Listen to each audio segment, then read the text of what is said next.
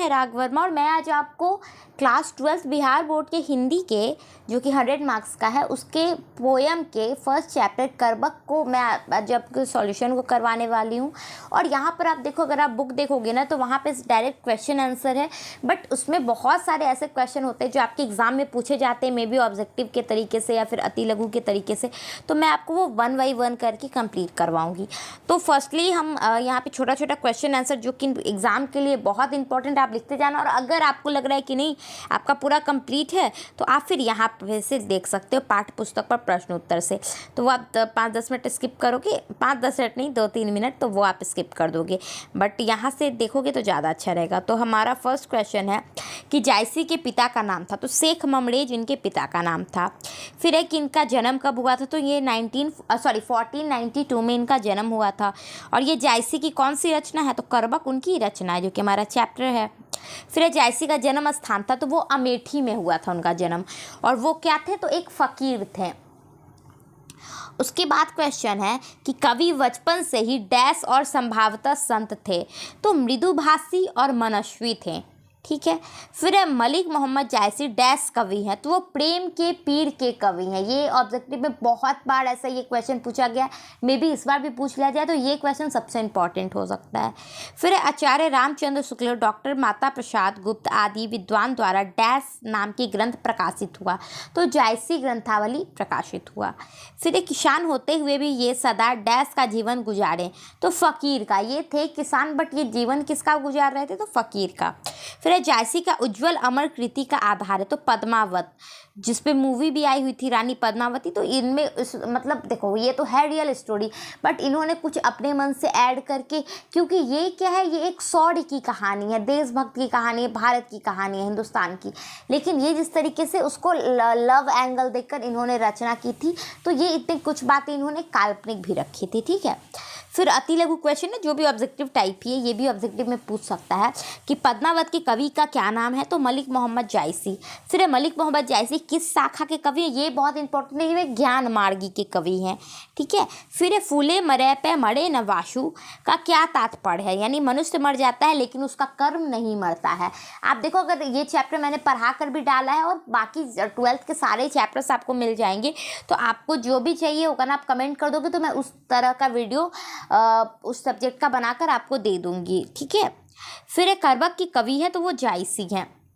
अब हमारा जो क्वेश्चन आंसर है वो स्टार्ट होता है यहाँ से कि कवि ने अपनी एक आँख की तुलना दर्पण से क्यों की। यहाँ पर मैंने बिल्कुल गाइड या कहीं का भी हेल्प नहीं लिया, जो एक्चुअल में अपने मन का जो आंसर था, क्योंकि अगर आप गाइड से लिखते हो तो वो नंबर कम आपको देंगे, मार्क्स कट हो जाता है, तो इसलिए यहाँ मैंने अपने मन से आंसर लिखा है। तो ये इसी तरीके से आप भी लिखना कि कवि ने अपनी एक आँख की तुलना दर्पण से की है, क्योंकि वह मानते हैं कि जिस तरीके से दर्पण में बिल्कुल वह वैसा ही, अच्छा एक मिनट,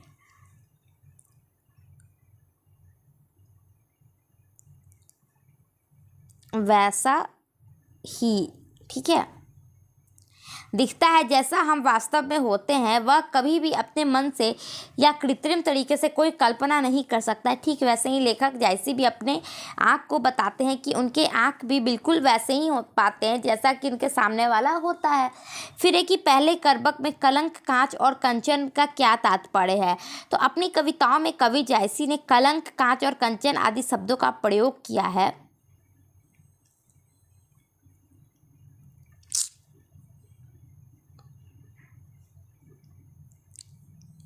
ठीक है, जिसमें कलंक का तात्पर्य चांद में लगे दाग, कांच का तात्पर्य मनुष्य की तपस्या और कंचन का तात्पर्य सुमेरु पर्वत से है, यानी शिव त्रिशूल लगे मात्र से सुमेरु पर्वत सोने यानी कंचन की तरह शुद्ध हो गया था। फिर पहले करबक में व्यंजित जायसी का आत्मविश्वास का परिचय अपने शब्दों में दे, तो इसका आंसर होगा कि हमारी लेखक मोहम्मद जायसी बस एक आंख से देख सकते थे, लेकिन उन्होंने अपने इस कमी को अपनी विशेषता बताते हुए लिखा है कि जिस प्रकार चांद में दाग होने के बाद भी वह दूसरों के रोशनी पहुंचाता है, जिस प्रकार सुमेरु पर्वत पर सिर्फ त्रिशूल लगने के बाद भी उसे कीर्तिमान माना जाता है, और जिस प्रकार सोने को भी कुछ आकार देने के लिए आग में तपना पड़ता है, ठीक उसी प्रकार उन्होंने भी अपने आप को माना है कि ईश्वर ने उन्हें एक आंख के बदले एक ऐसी शक्ति दी है जो उनके आंख को दर्पण की तरह निर्मल बनाती है। इन सब बातों से पता चलता है कि लेखक पूरे तरीके से आत्मविश्वास से भरे हुए थे। फिर एक कवि ने इस किस रूप में स्वयं को याद रखे जाने की इच्छा व्यक्त की है। तो कवि ने अपने आप को एक महान रचनाकार के रूप में याद रखे जाने की इच्छा व्यक्त की है। जिस प्रकार उन्होंने पद्मावत, आखिरी कलाम, चित्रलेखा और रचनाकार बहुत ही आसान भाषा में गीत की तरह तथा आध्यात्मिक और ऐतिहासिक रूप में प्रस्तुत किया है, जो लोगों को बहुत पसंद आएगी और उनकी रचना के लिए उनको हमेशा याद रखा जाएगा। फिर है कि भाव स्पष्ट करना है कि जो लही अंबही दाम न होई, तो लही सुगंध बसाई न सोई। इसको हमें लिखना है। तो आप देखो, इसका आंसर है कि प्रस्तुत पंक्ति हमारी पाठ्य पुस्तिका दिंगत से ली गई है। इसमें कवि मलिक मोहम्मद जायसी या इस पंक्ति द्वारा कहना चाहते हैं कि जब तक पुरुष में दोष नहीं होता तब तक उसकी गरिमा नहीं होती। जैसे डाब डबरी आने के पहले आम के वृक्ष में नुकीली टोसे निकली होती है। मतलब क्या है ना कि जब तक कोई आदमी में कोई कमी नहीं होता है ना, तब तक वो अपनी विशेषताओं को नहीं पहचानता है। तो ये बहुत इंपॉर्टेंट है, क्योंकि जो दुख देखा होता है उसको पता होता है कि क्या मतलब दिक्कत है उसके लाइफ में, क्या चीज़ उसको ठीक करना है। जिसने कुछ देखा ही नहीं उसको ये नॉलेज नहीं होता है। फिर रक्त केलई का क्या अर्थ है? तो जायसी कहते हैं कि काव्य को जिन्हें भी सुना उसी को प्रेम की पीड़ा का अनुभव हुआ है। मैंने इस कथा को रक्त रूपी लई के द्वारा जोड़ा और इसकी गाढ़ी प्रीति को आंसुओं में भिगोया। यानी इस काव्य में बहुत सारे दर्द को दिखाने के लिए उन्होंने रक्त के लई शब्द का उपयोग किया है। फिर है कि मोहम्मद जायसी कवि जोड़ी सनावा, यहाँ कवि ने जोड़ी शब्द का प्रयोग किस अर्थ में किया है? तो मोहम्मद यही कवि जोड़ी सुनावा में जोड़ी शब्द का प्रयोग कवि ने रचकर अर्थ में किया है। अर्थात रचकर मतलब जिन्होंने रचना की है। रत्नसेन, पद्मावती आदि जिन पात्रों को लेकर अपने ग्रंथ की रचना की है उनका वास्तव में कोई अस्तित्व नहीं था, लेकिन फिर भी वे प्रचलित रही। मतलब देखो, जिस तरीके से, क्योंकि मैंने आपको पहले स्टार्टिंग में ही बताया कि ये जो कहानी है ये एक शौर्य की कहानी है, देशभक्ति कहानी है, बट उन्होंने जिस तरीके से उसको लव एंगल दिया, जिस तरीके से रत्नसेन और पद्मावत के स्टोरी को उन्होंने बताया प्यार के एंगल से, प्रेम के एंगल से, तो वो इन्होंने जिस तरीके से उसको एंगल दिया ना, वो उसके लिए रचकर शब्द का प्रयोग करते हैं। फिर 8 नंबर की दूसरे करबक का भाव सौंदर्य स्पष्ट करे, यानी दूसरे करबक का क्या था? तो दूसरे करबक में कवि ने इस तथ्य को उजागर किया है कि रत्नसेन, पद्मावती आदि पात्रों अपने काव्य की रचना की है, भले ही वह असलियत में हो या ना हो, लेकिन इस काव्य को जिसने भी सुना उसी को प्रेम की पीड़ा का अनुभव हुआ।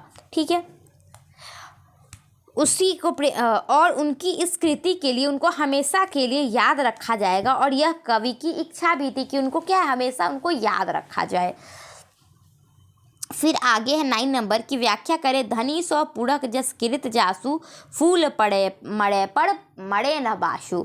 मतलब क्या है? फिर देखो, ये इस तरीके का मैं आपको इसी में बता देती हूँ। ऐसा कोई भी आप पोयम अगर देखोगे ना और आपको वहाँ पे बोले कि इसका अर्थ स्पष्ट करे, तो ये लाइन जरूर लिखना कि प्रस्तुत पंक्ति हमारी पाठ्य पुस्तिका, जो कि बुक का नाम होगा वो डाल देना।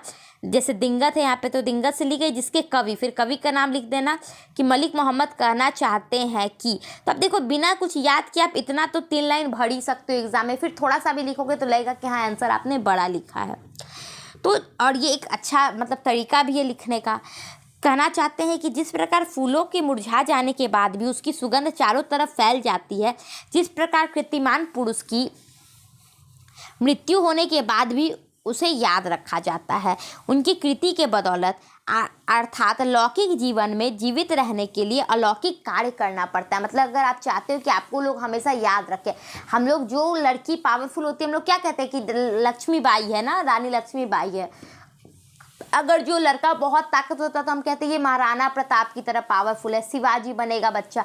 तो मीन्स क्या कि ये लोग इतने बड़े लोग थे, इतने महान लोग थे कि इनके मृत्यु के बाद भी हम इनको याद रखते हैं। तो वैसे ही यहाँ पे वो कहना चाह रहे हैं कि मतलब आदमी मर जाता है, जैसे फूल मर जाता है लेकिन उसका सुगंध नहीं मरता है, सेम वैसे ही आदमी मर जाता है लेकिन उसका काम नहीं मिटता है ना। हम लोग अभी भी रावण को गाली देते हैं जबकि उसके मरे हुए कितना साल हो गया। अभी तक राम जी की पूजा होती है, क्यों होती है? क्योंकि उनका कैरेक्टर वैसा था, रावण का कैरेक्टर वैसा था, गाली सुनने वाला। तो मतलब क्या है कि आदमी जैसा होता है उसको उसी तरीके से याद रखा जाता है, वो कभी नहीं खत्म होता है उसका व्यक्तित्व। चैप्टर यहाँ पे कंप्लीट हो जाता है। Bye bye, take care.